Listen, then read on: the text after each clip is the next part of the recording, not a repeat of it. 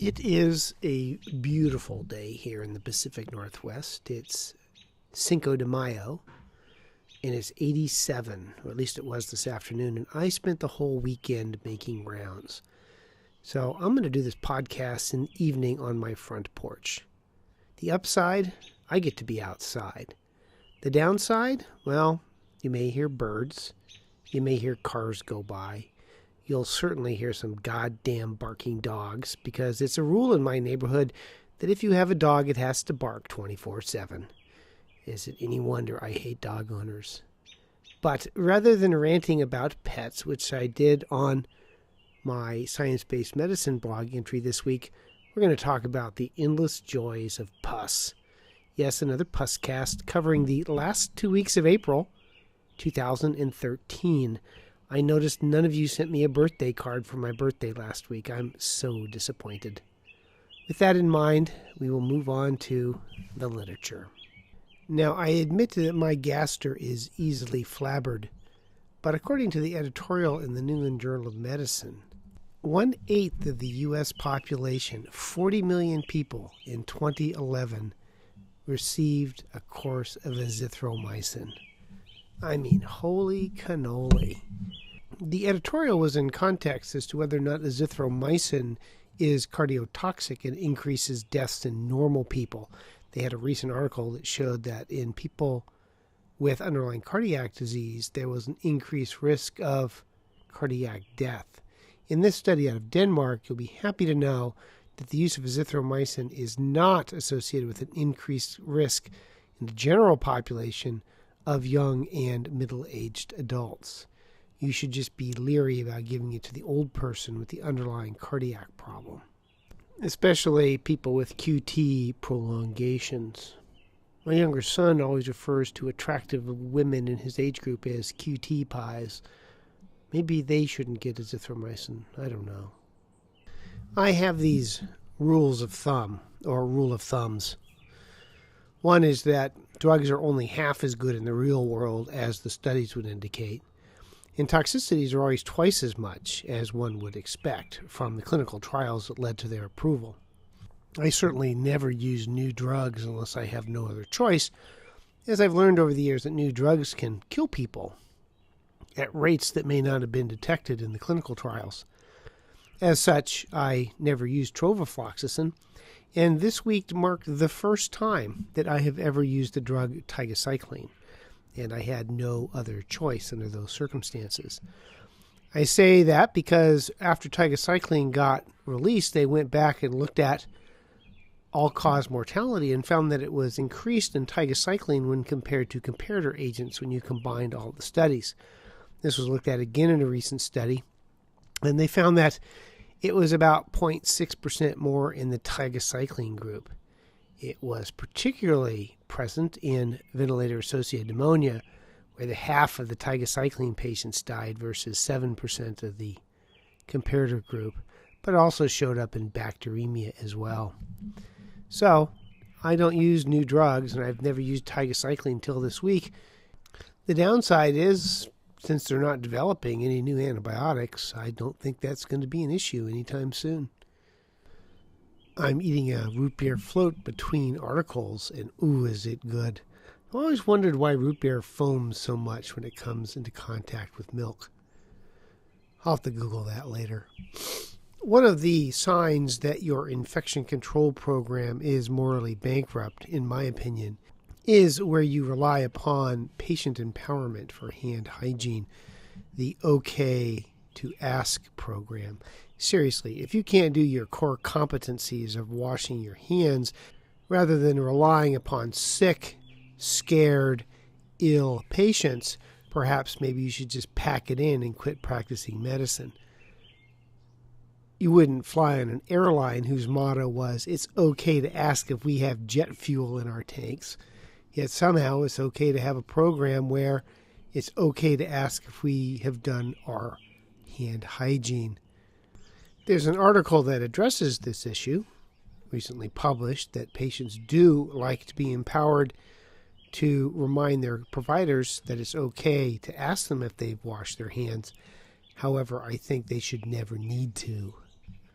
So I was always taught, based on literature from the 1960s, that the amoxicillin rash with Epstein-Barr was more sensitive than a monospot, and probably more specific, with 90+% people who get amoxicillin during EBV infections developing a rash. Another piece of lore bites the dust, as a recent study suggests that that's not true. They found the rates of developing a rash while on amoxicillin during mono to be barely more than those who did not get amoxicillin. 32.9% of those who got amoxicillin got a rash versus 23.1% in those who did not receive an antibiotic. So just slightly more than would have gotten it anyway as a result of their underlying infection. So another famous bit of medical trivia down the toilet. Bummer. Sometimes less is better. There was a study published in JAMA that looked at 2 doses of the HPV vaccine versus 3 doses of the HPV vaccine and found that in terms of an immune response, they were equivalent. The trial went from 2007 to 2011, so obviously we do not know about long-term efficacy, but at least immunogenically it appears that 2 is as good as 3, though 1 still is the loneliest number. And 2 can be as bad as 1. It's the loneliest number since the number 1. Another study showing benefit of the flu vaccine. What a surprise. This one looked at the neonatal outcomes of children in women who had the H1N1 vaccine. You might remember years ago there was a study that showed that maybe 1 in 10 pregnancies were terminated by the 1918-1919 pandemic. It had quite a bit of morbidity and mortality on the unborn baby. In this study, published in Clinical Infectious Diseases, pregnant women who had the H1N1 vaccine were less likely to have preterm babies and had heavier babies. There have also been studies to suggest that vaccinated women have smarter kids, i.e. more socioeconomically advanced children. So the flu vaccine is a good vaccine in the pregnant woman. Unfortunately, it doesn't have those effects in the pregnant man. Like, how many times have I used that joke? It's hard to come up with new material. Cut me some slack. By the way, if you want to hear me ramble on about vaccines, I was a guest on the Skeptiles podcast. And I mostly talked about vaccinations, a little bit about supplements, complementary and alternative medicine. My motto, the world needs more Mark Crislip, so check it out. Fortunately, flu resistance to oseltamivir remains low. Between 2008 and 2011, it was only 2.2% of strains of influenza. So we still are not seeing much in the way of resistance. Not only am I a big fan of vaccination, but for some odd reason, I think pasteurization is a great idea. I always remember that the udder is down the gravity well from the anus of the cow, and there ain't no way that milk can't be contaminated by bowel pathogens. Same with goats. There was an outbreak in Slovenia, and I know that summer's coming and you're all going on vacation, and Slovenia is number 1 on my list. But 4 people got tick-borne encephalitis from drinking raw goat milk. Well, wait a minute, you say. Why is it called tick-borne encephalitis if you get it from drinking goat milk? Well, it's usually spread by tick-borne disease, but if the goat is infected, then it comes out in the milk and you drink it that way. So on your vacation to Slovenia this year, where tick-borne encephalitis is quite common, avoid the ticks and avoid raw goat milk. And a shout out here to all my Slovenia listeners. I wonder, do I have any? Pertussis has been booming of late, and it would appear from this study in CID that it's the vaccine that's the problem. As you may remember, we switched from whole cell vaccine to acellular vaccine because the the whole cell vaccine had more side effects. Not only is the acellular vaccine less toxic, but it's also one whole hell of a lot less effective. And this study compared people who had had the whole cell vaccine to just the acellular vaccine, and then what got the acellular vaccine had a rapid diminution in vaccine efficacy. Whereas if you'd had any whole cell vaccination, even one, your protection rates went up. We definitely need a better pertussis vaccine, because currently the outbreaks are mostly in kids who've been getting nothing but the acellular vaccine. I'm glad I'm old enough to have gotten the whole cell, so I should at least be somewhat protective and not give it to my patients. My kids? Not so much. And as the current cohorts of children move through all getting the acellular vaccine, they'll either need to get more and more vaccines containing pertussis antigen, hopefully then transmitting more nanobots to track their activities, or we'll just start seeing more outbreaks of pertussis. Bummer. The current recommendations are if you have a heart, you get an echo. And if you have a heart, you get troponins. Therefore, insert name of person you consider to be heartless here, will never get an echo or troponins. This was a meta-analysis that looked at the prognostic value of troponins in sepsis. And for whatever reason, those who have elevated troponins tend to die more than those who don't have elevated troponins. Why that is remains a mystery. And since troponins have replaced VDRLs as common admission labs, I now know what to make of them, at least in terms of prognostic significance. Although there is not yet, probably never will be, a randomized trial comparing ampicillin and gentamicin versus ampicillin and ceftriaxone for Enterococcus faecalis endocarditis, the preponderance of literature is such that I think that is the way to go. There's yet another study, this one in CID, which was an observational study where they looked at all the cases of endocarditis due to Enterococcus faecalis at 17 Spanish and 1 Italian hospitals. They found that the cure rates were the same. They found that the toxicity rates were much, much higher in patients on AMP and GENT, 25% versus 1% of those on ampicillin and ceftriaxone. Regardless, by the way, of whether or not there was high-level aminoglycoside resistance, which is also an increasing problem in Enterococcus.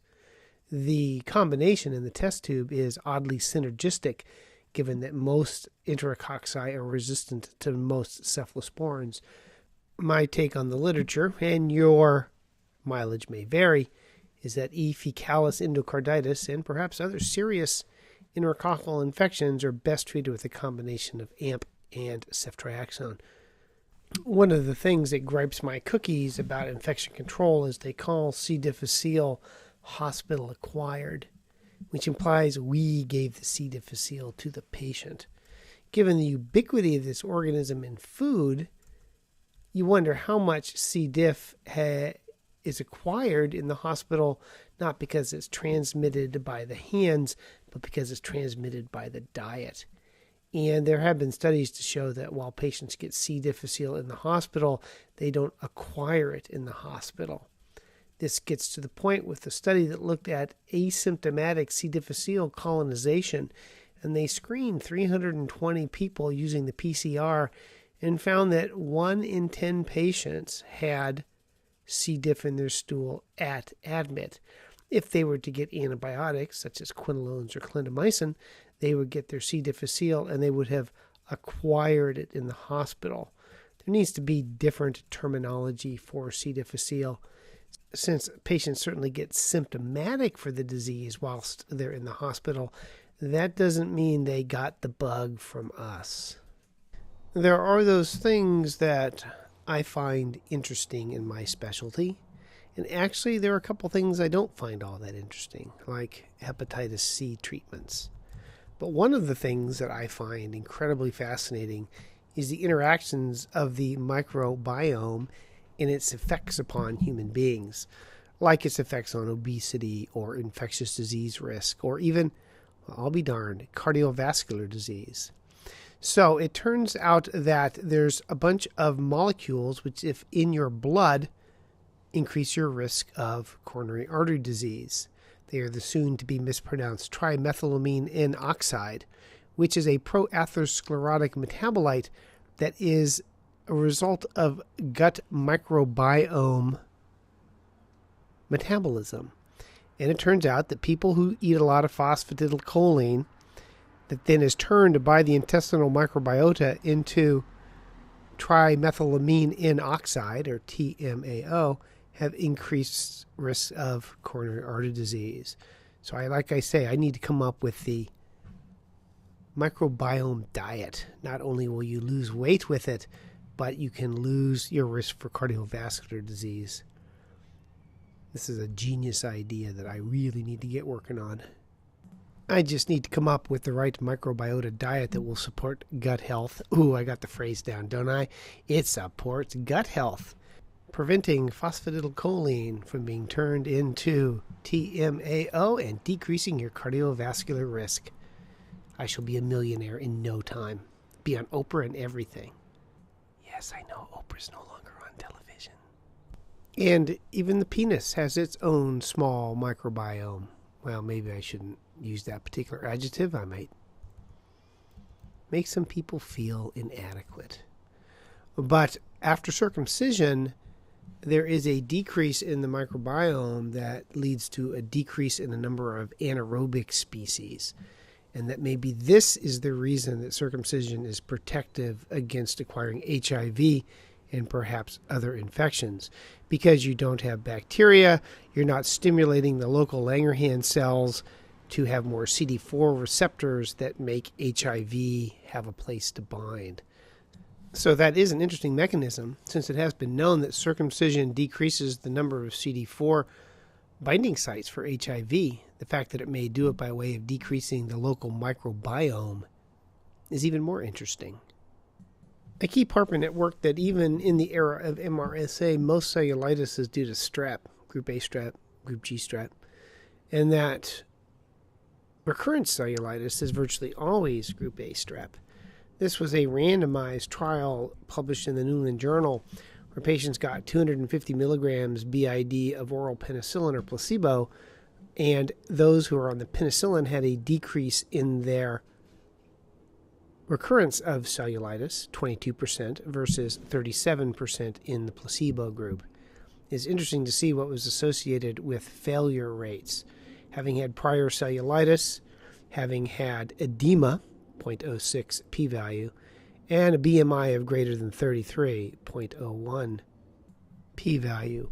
One would wonder, since the mean BMI in this study was 35 and the dosing of penicillin was 250 twice a day, if they gave drug that actually achieved levels in the blood relative to the volume and distribution, that they would have had a better outcome and decrease in the rates of cellulitis. And they mentioned that in the study. But it gives them an opportunity to do another clinical trial, this time using adequate doses of antibiotics in the morbidly obese to see if you can decrease the incidence of cellulitis. Mycobacterium tuberculosis is actually a complex. It's MTB and bovis and Africanum, amongst others. And you can get the non-tuberculosis mycobacterial infections, especially bovis. Evidently, in some parts of Mexico, it accounts for 1/5 of the tuberculosis. So the people at risk for developing M. bovis infection would be, bovis, people who work with cows for a living. This study out of Mexico found that being PPD positive to M. bovis is associated with those that work with cows for a living, that it is spread from cattle to humans, and so in epidemiologically appropriate areas such as Mexico, cattle workers may have their tuberculosis due to Mycobacterium bovis. There have been outbreaks, for example, in San Diego due to that particular bug. And we'll finish off with the hodgepodge, a bunch of sort of one-liners of things of interest. One, if you have Bolivian cutaneous leishmania, injections into the lesions of antimony can be curative. If you're seropositive for Toxoplasma gondii as a child, you don't do as well on the Scholastic Performance Test in math. You're also, as an adult, as I've talked about before, more likely to be a bad driver. Not only do you drive too fast, you probably can't calculate your speed as well. My plan, if I ever get another speeding ticket, is to see if I'm seropositive for toxoplasmosis and then weasel out of the ticket because it wasn't my fault, it was the parasite. Yet another study to show that the bronchgalactomannan is a good way to diagnose pulmonary aspergillosis of all kinds, not only invasive pulmonary aspergillosis, but allergic bronchopulmonary and chronic and necrotizing pulmonary aspergillosis. When do you get Penicillium maraneffii? This is a fungal infection found in AIDS patients, primarily in Southeast Asia, Thailand, and Vietnam. They found that humidity was important for the spread of the fungus and subsequent infections in AIDS patients. We still don't do procalcitonin at my institutions, but an article suggests that it's a benefit in differentiating Staph aureus from coagulase negative bacteremia in oncology patients. A study in the UK suggested that screening everyone for MRSA is not cost effective. My bias is the secret is not screening, the secret is punctilious infection control. Campylobacter outbreak in Canada, specifically Quebec, was found to be due to men who have sex with men. Remember, Campylobacter is one of those organisms that is an STD. What decides whether or not parents get their kids vaccinated? Well, if they're in social networks that have an anti-vaccine bent, they're more likely to not get their kids vaccinated. It turns out that sites such as Science-Based Medicine aren't influencing that much because people don't read the sites that have the science. They listen to their peers, end quote. Yellow fever vaccines are more likely to have adverse reactions if people are on steroids. It is a live vaccine, and you may not want to give it to patients who are on steroids. Wonderful. We're done. We will move on now to other things, we being me. Thank you for suffering through another Puscast, this one covering the last 2 weeks of April 2013. And as always, thank you for this most interesting consultation and allowing me to participate in the care of this most difficult and challenging case. I shall continue to follow along with you. Thank you, in dictation, and goodbye.